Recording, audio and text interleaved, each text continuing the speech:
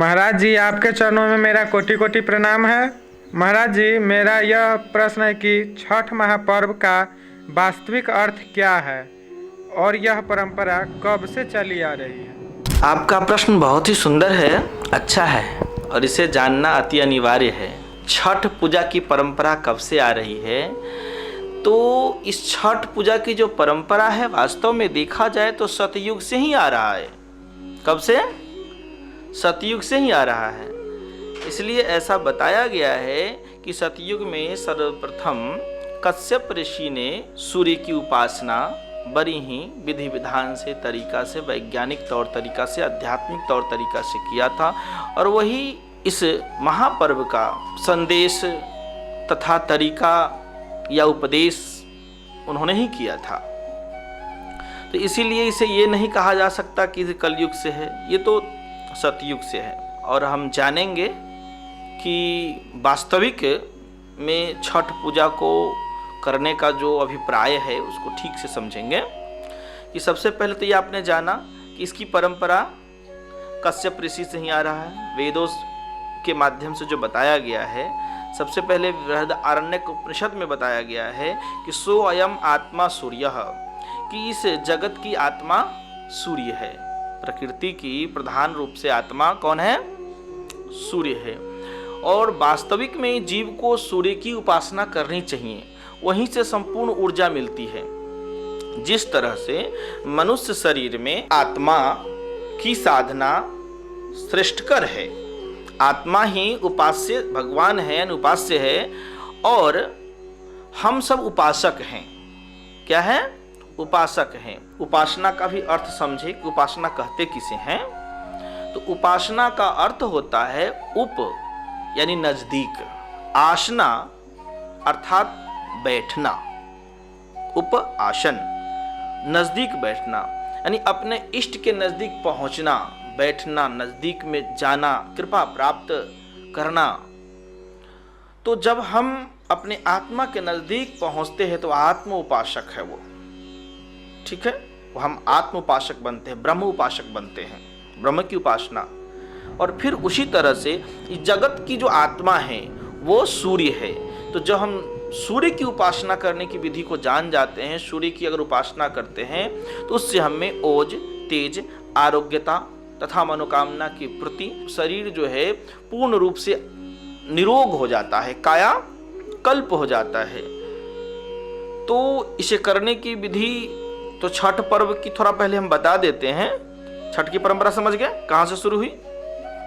उसके बाद त्रेता युग में ऐसा भी कहा गया है कि सीता जी ने इस व्रत को पहले किया। फिर द्वापर युग में भी ऐसा कहा गया कि इस व्रत की परंपरा द्रौपदी ने आरंभ किया और चलाया। त्रेता में सीता जी, सतयुग में कश्यप ऋषि। तो जब वेद के ही वो लोग ज्ञाता थे महान, तो सूर्य की उपासना उनकी प्रधान थी, जो कि छांदोग्य उपनिषद में भी आया है कि सूर्य ही प्रकृति की आत्मा है। कहते हैं यदात्मा सूर्य, क्या कहते हैं? यदात्मा सूर्य। इस तरह से सूर्य की उपासना की जो परंपरा है वो सदियों से आ रही है। फिर ऋग्वेद में भी एक श्लोक आया है, स ज्योतिषाम ज्योतिर्मयः, कि सूर्य ज्योतिर्मय समस्त प्राणियों का आत्मा है और प्रकाश का स्रोत है। जगत की आत्मा भी सूर्य को कहा गया है, ठीक है। तो सूर्य की उपासना करना सबसे श्रेष्ठकर है। इसीलिए ये जो पर्व है छठ पर्व। अब इसमें एक और बात है कि छठ शब्द क्यों नाम पड़ा है ना। तो ये कार्तिक मास के शुक्ल पक्ष यानी जोड़िया पक्ष के षष्ठी तिथि को मनाई जाती है। ये महापर्व, महाउत्सव किस दिन? षष्ठी तिथि को। षष्ठी तिथि के कारण ही छठ कहते हैं। छठ यानी छौमा, छठवां, ठीक। षष्ठी जैसे कि जो हमारी तिथि चालू होती है ना हिंदी पंचांग से, उसमें कहा गया है पहली को परिवा, फिर द्वितीय, तृतीया, चौथी, पंचमी, फिर षष्ठी। तो षष्ठी तिथि, फिर सप्तमी, अष्टमी, नवमी, दसवीं, एकादशी, द्वादशी, त्रयोदशी, चतुर्दशी, पूर्णिमा, लास्ट में 15वां दिन पूर्णिमा तक जाता है। यह षष्ठी तिथि को होता है, इसीलिए छठ। लेकिन बहुत लोग अपने अपने तरीका से बताया है, कहाँ से कहीं से पढ़ के, या जो भी कोई बुक हो या अपना से बनाया हो, जैसा भी हो, कि इस राजा ने ऐसे पर्व किया, उस राजा ने ऐसे किया तो ऐसे हुआ, तो ऐसे पुत्र की प्राप्ति हुई, संतान रक्षा के लिए ये छठ बड़ा ही उपकारी है। ये तो वैदिक उपासना है। वास्तव में देखा जाए तो ये वैदिक उपासना है। भले ही बहुत सारी कहानियां पढ़ लें, पर ये वास्तव में वैदिक उपासना है। इसलिए कि मैंने आपको बताया, वेदों ने कहा है स ज्योतिषाम ज्योतिर्मया, यह सूर्य ही जगत की आत्मा है और इसकी उपासना ही सारे रोगों से, सारे कष्टों से, सारे दुविधाओं से मुक्त करने में हमें वो बड़ा ही सहायक है। इसलिए जरूरी है सूर्य की उपासना करना। अब पहले ये बता देते हैं छठ पर्व कैसे लोग करते हैं। ये तो समझ गए, षष्ठी तिथि को करते इसलिए छठ कहलाता है। ठीक, इसमें सूर्य की प्रधान उपासना होती है। हमारे यहाँ उगते हुए सूर्य की जहां उपासना होती है, वहां ही डूबते हुए सूर्य की भी उपासना है, बड़ा उत्तम है। इसमें 4 दिनों का यह पर्व है। फर्स्ट दिन नहा खाए लोग करते हैं। क्या करते हैं? नहा खाए का तात्पर्य है कि हम उसी दिन से व्रत का संकल्प अब धारण करते हैं। उस दिन लोग इस परंपरा में कद्दू का सब्जी, चावल, दाल वगैरह ये सब ग्रहण करते हैं। फिर उसके दूसरे दिन पंचमी तिथि को, चौथी तिथि को ये हो गया, और पंचमी तिथि को क्या करते हैं? खरना करते हैं।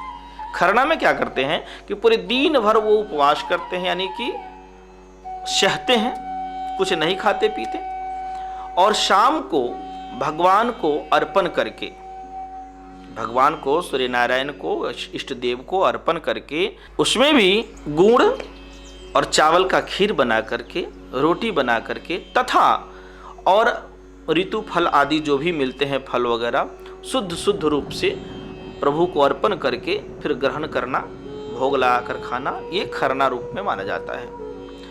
ये दूसरे दिन हो गया।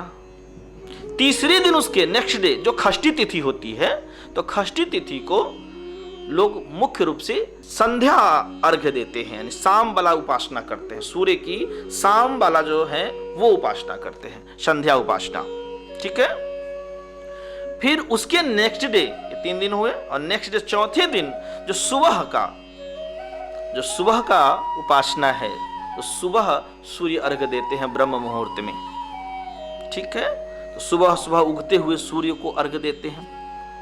ये 4 दिनों का है। फिर उसी दिन वो पारण भी करते हैं, इसलिए परना भी कहते हैं। तो नहा खाए, खरना, सजिया घाटे और बिनहिया घाटे, यानी कि सुबह वाला, इस तरह से परंपरागत कहे आ रहे हैं। अब इसका रहस्य हम लोग जाने, कितना सिस्टम से किया।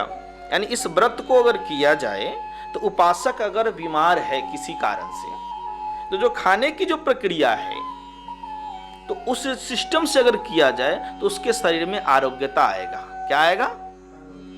आरोग्यता आएगा। तथा जब वह पवित्र मन भावना से जब सूर्य की उपासना करेगा, मन में जब वह संकल्प लेगा पवित्र, और किसी को आरोग्य होने का आशीर्वाद देगा, तो वह भी फलीभूत होगा। ठीक है। ये तो प्रमुख हो गया। आप समझ गए? समझ पा रहे? ठीक से समझ गए। अब रही बात कि वास्तव में व्यक्ति को प्रत्येक रोज सूर्य की उपासना करनी चाहिए। मुख्य ये बात है। वो तो उत्सव हो गया, विशेष पर्व हो गया, पर मुख्य रूप से व्यक्ति को प्रत्येक रोज सूर्य की उपासना करनी चाहिए। सूर्य जब उदय होते हैं उससे कुछ देर पहले उठ जाया करें। उठ करके सूर्य के दर्शन हेतु आप अपने आंगन में हो, दरवाजे पर हो, बाहर हो, छत पर हो, जहां भी हो, व्यक्ति को खड़े रहना चाहिए। ये बहुत मूल बात है। खड़े रहना चाहिए, और खड़े रह करके सूर्य की ओर पूर्वाभिमुख होकर के कर जोर कर रहे, अथवा सूर्य नमस्कार करे। जो सूर्य नमस्कार की विधि है, जो उसमें 12 तरीका का व्यायाम उसमें ऐड है ना, वो सूर्य नमस्कार का आवृत्ति 12 बार करे, कई बार, कम से कम 12 बार करे, और उसके बाद फिर ध्यान में बैठे और सूर्य की ओर देखते रहे। जब सूर्य का जब दर्शन हो तो समझिए कि भगवान का दर्शन हो रहा है। सूर्य को भगवान भी कहते हैं, सूर्य भगवान, सूर्य नारायण।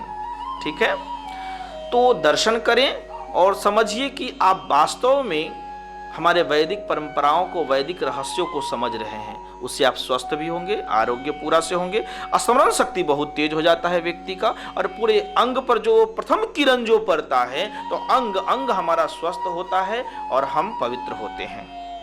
ठीक, संध्या को भी इसी तरह से अगर करें तो बहुत अच्छा है, माने उसी समय उसी तरीका से करें। तो ये सारी बातें हैं और इन बात को जानना चाहिए।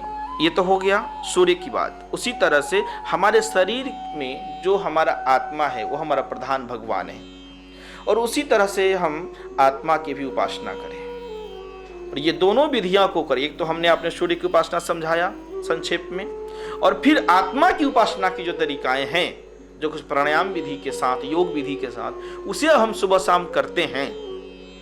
सुबह सूर्य दर्शन करते हुए, शाम सूर्य दर्शन करते हुए, ऐसा नित्य करने वाला व्यक्ति बड़ी ही भाग्यवान होता है, पुण्यवान होता है, तपस्वी होता है, ज्ञानी होता है, तथा हिंदू सनातन धर्म के रहस्य और वेदों के रहस्य को जानने वाला होता है। ठीक है, जय श्री राम।